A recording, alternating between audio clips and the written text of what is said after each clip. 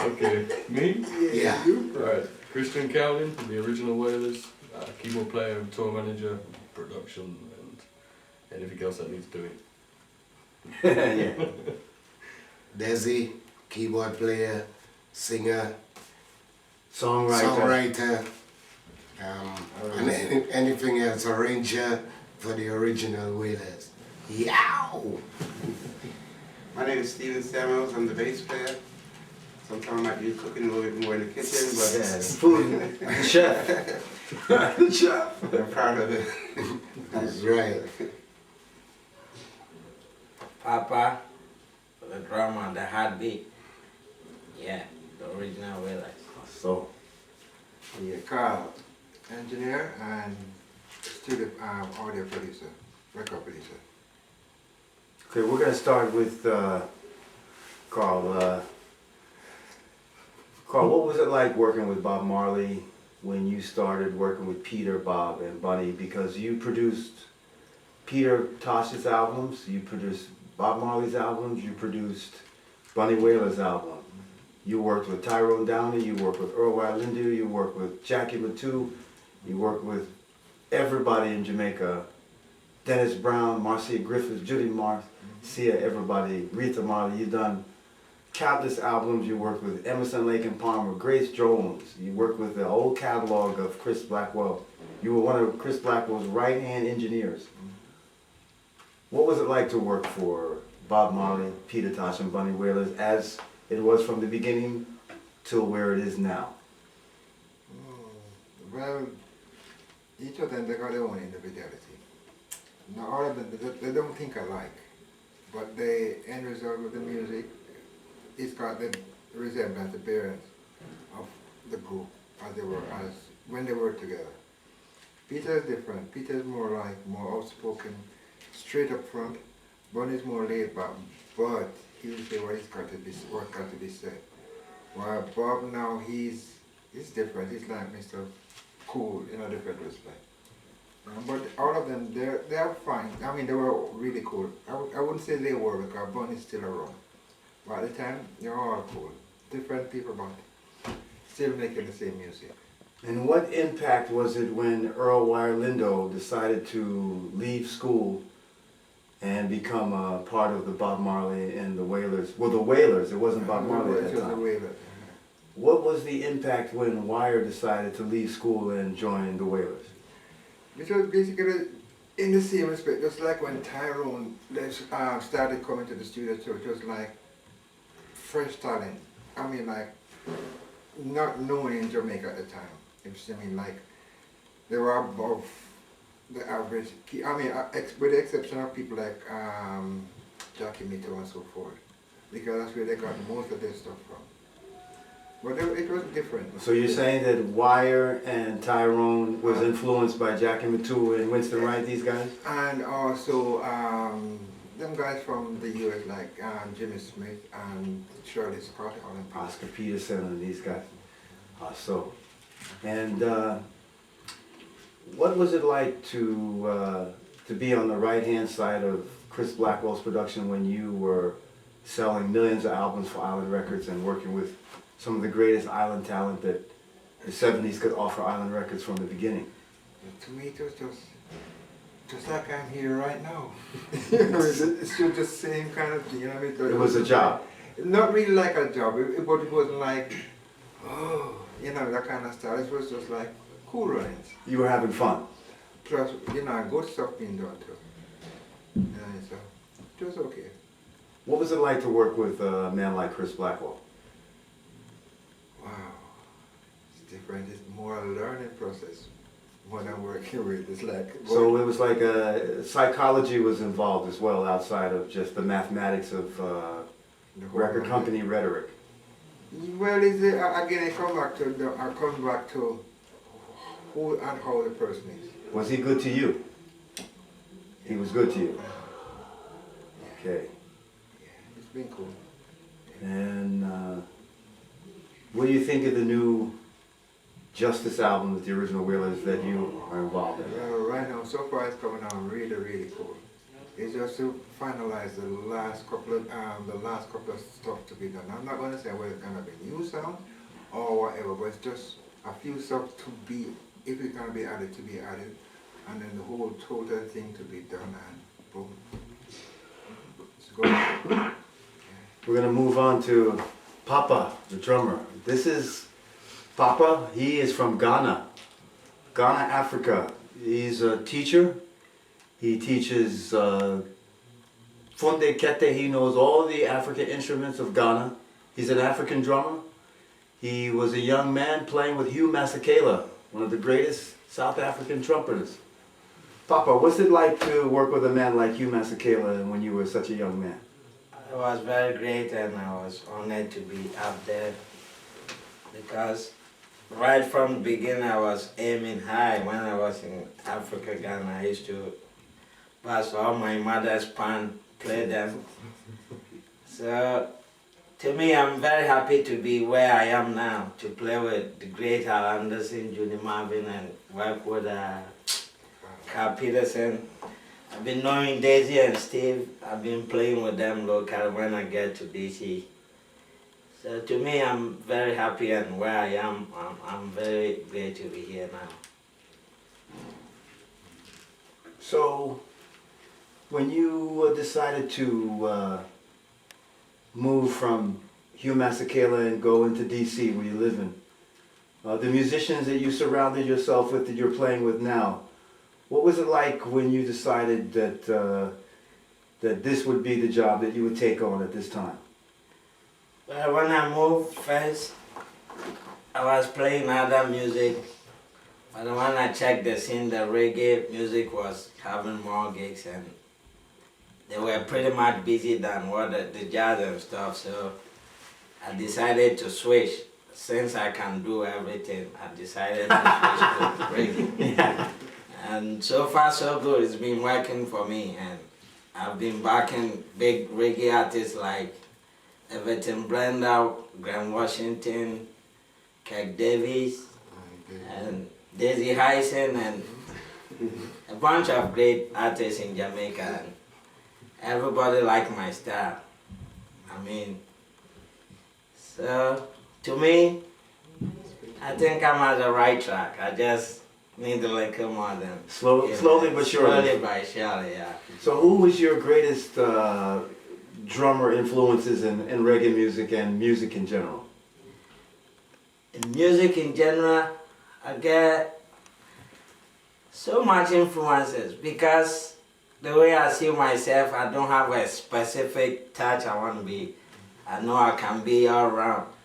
So I watch all the great drummers and get small things from them. And when it comes to reggae music, a man like great Carlton Barrett is a great influence, which I've been in his praise for now, I would say. So I'm trying to get his touches more, and I like Sly Dunbar,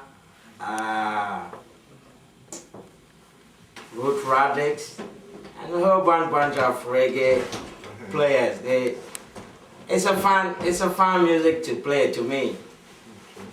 It's easy, but you gotta feel it, and at the same time I try to still in my African stuff in it. What about your national Ghanese heroes? Yeah, but when it comes to Ghana, I would say I deal with all the big artists down there. I was playing with all of them.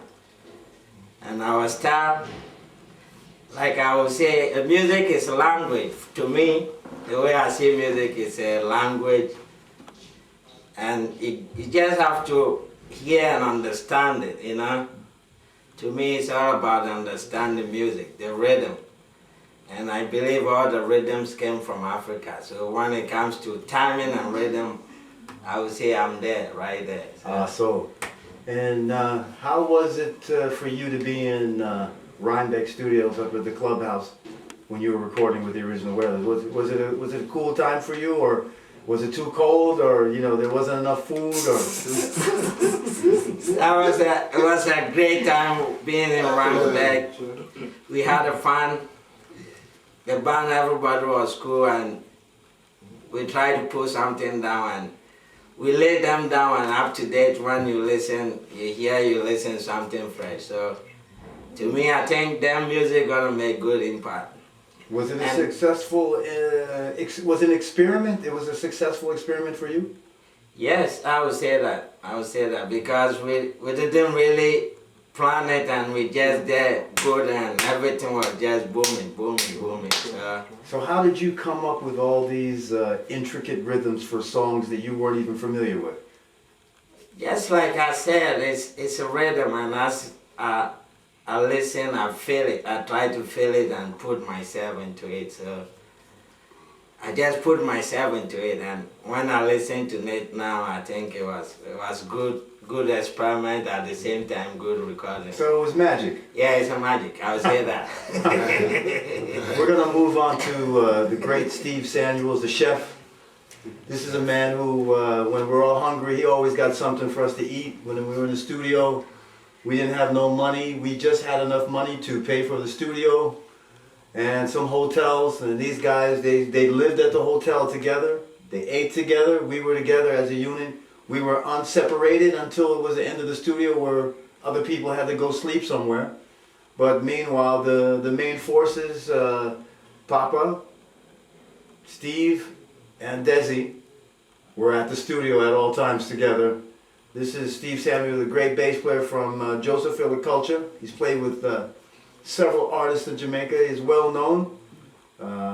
Let's hear your side of the story. Steve, where do you come from? And who were your influences in reggae music when you were a young man playing bass?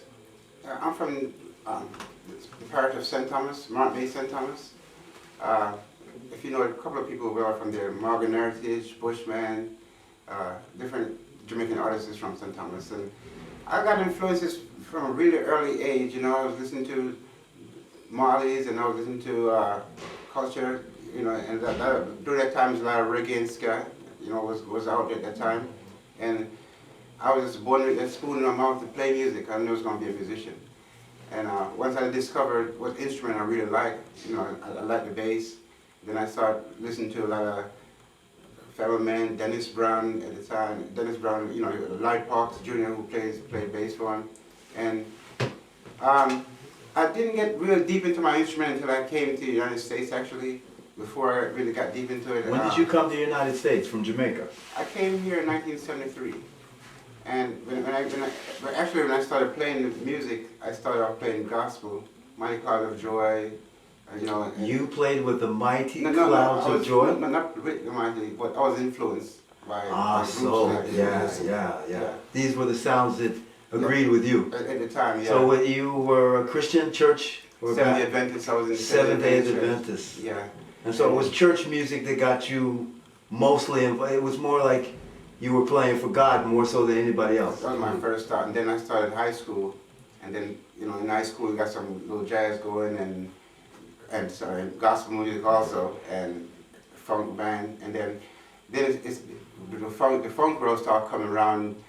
Brothers Johnson, Larry Graham, Slave, and Cameo, all those guys, you know, from the old school. But you weren't listening to his music when you were in Jamaica at the time. It was only till you came into the States, or? When I came to the States, I started listening to the American stuff, but I was listening to some ska in Jamaica, and, you know, the first time reggae music was there before. But being a young man coming to the United States, all your musician friends are your age playing gospel and funk, so, you know, you have to join them. Then after a while, I said, this reggae music is really me. It's like I'm playing the music funk. It's not that I'm trying too hard, but I'm doing something it's working, but it's not really me all the way. But when I start playing back the roots music, the reggae music, I'm like, it's more natural. It's like so natural. So you felt more at home being from your home place? Yeah, as far as for the music, yes.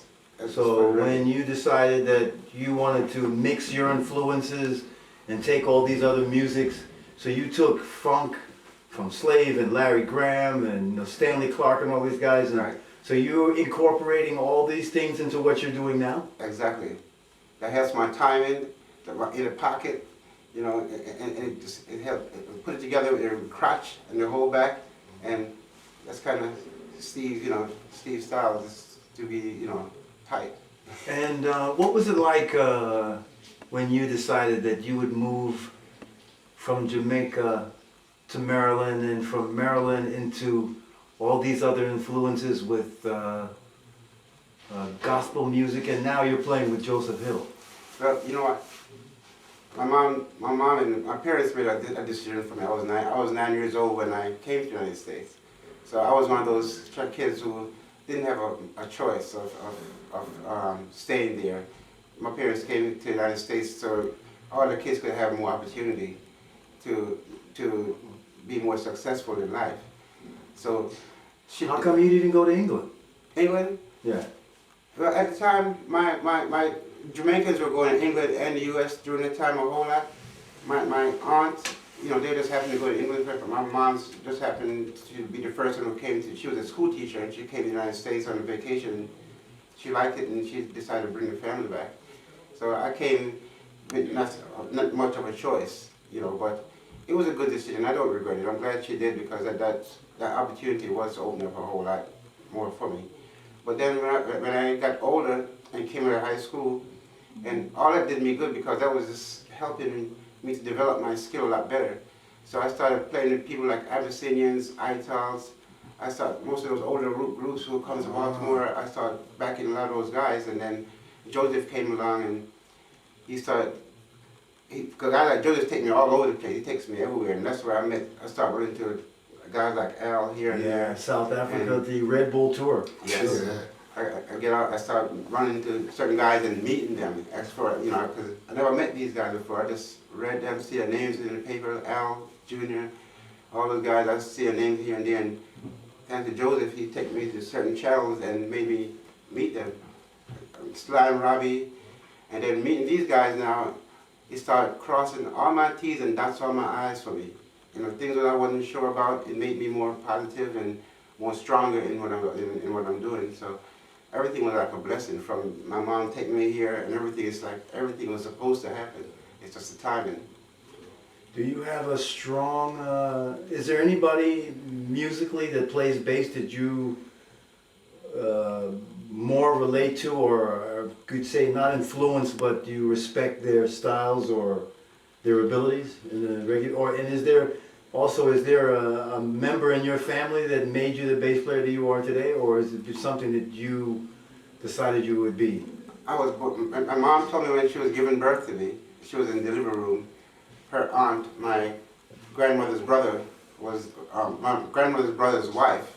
She called her aunt, was there, and when she was giving birth and the baby had popped out, I started screaming on my own. So my aunt was laughing. So when they got to the delivery, to the recovery room, my mom said, "Oh, why were you laughing so much?" She said, "Because that's the music man right there." So before they give you 2 or 3 days to put a name on your thing. Before they had Steve on there, they had Music Man. So everybody's like, "Mr. Music Man." So nobody's surprised now because I'm playing music. So it's like, that's what I'm supposed to be doing. She knows that's what I'm, because of that, that made me very strong because I strongly believe that I'm supposed to be doing this music. And when you were recording the Justice album for the original Wailers, what was it like for you when you were in the studio bubbling with all these musicians here? Man, before we went in the studio, I had no idea what I was going to do. I had maybe 1 or 2 because I visit Desi and I know Desi, familiar with Desi things, but we had no, you were my direction. You were the direction. I was like, whatever Al says, he's a leader, that's the direction right there. I'm just going to look in there and I just follow you. Because I know that the years that you've been doing this thing. Well, the thing is that we were all going in the same direction. Yeah, But so we you're the leader. were more like a whole bunch of birds going south, Right, at the right time. I hear the calls. But we were in the north. I had calls on me there. I never made call before, so I was kind of nervous here and there. And I just put into you guys' hands for a whole lot of the leading. See, keyboard player, lead vocalist, sometimes for the original Wailers. And this is my brother Christian Cowlin. He's also the keyboard player, / road manager, / everything. He does everything. And we just want to say thank you to Germany for being here, The Rhythm magazine. and the Rhythm magazine, and everybody involved in reggae music. Thank you very much. We love you and give thanks. Now, as far as our involvement in the original Wailers, I'll speak for myself first, then Christian will speak for himself. I studied last year. Last year, I studied Junior Marvin found me in a club in Washington, D.C., and brought me to do a couple shows. And we just got together, we all liked each other. Cut a long story short, we ended up in recording studio in New York. Rhinebeck. In New York City.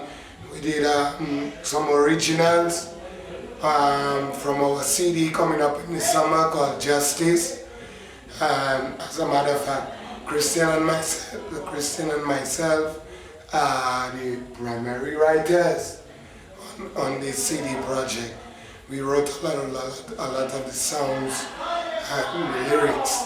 So, you know, that's my brother. That's my brother right here. Original Wailers, and we hope you guys enjoy our CD when it comes out in the summer. And that's about it. Let Chris talk now.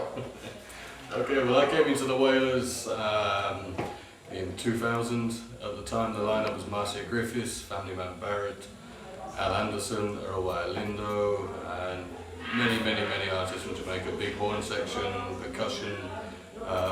Through the years I came in as monitor engineer.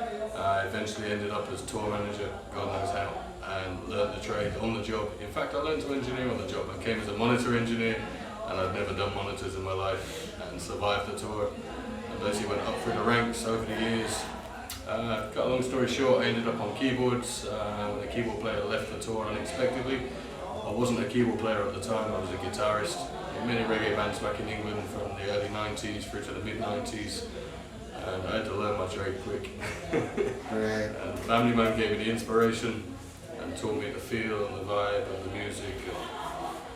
And here I am today, the original Wailers, a new formation of the Wailers, and we're now hitting some original material, as he said, recorded in Rhinebeck in New York. And 2010 is going to be the year for us. We've got some new music, new sounds that people have never heard before. I think it's going to hit big. You know, we all come from, you know, different backgrounds, but as far as the music is concerned, it's all one. Me personally, I learned most of the stuff I learned from a man called Joseph Hill, Culture. I used to tour with him, one of my best friends. Taught me pretty much everything I know, how to act on stage, how to play, how to talk to the audience on stage. I learned that from Joseph Hill. So respect. You know the rest, Bob Marley, Peter Tosh, Bunny Wailer, Burning Spear, Culture, Jacob Miller, Carlton Barrett, everybody, Third World, Aswad, Steel Pulse, everybody. My influence. I have nothing more to add. Short, sweet, and to the point, man. Yeah.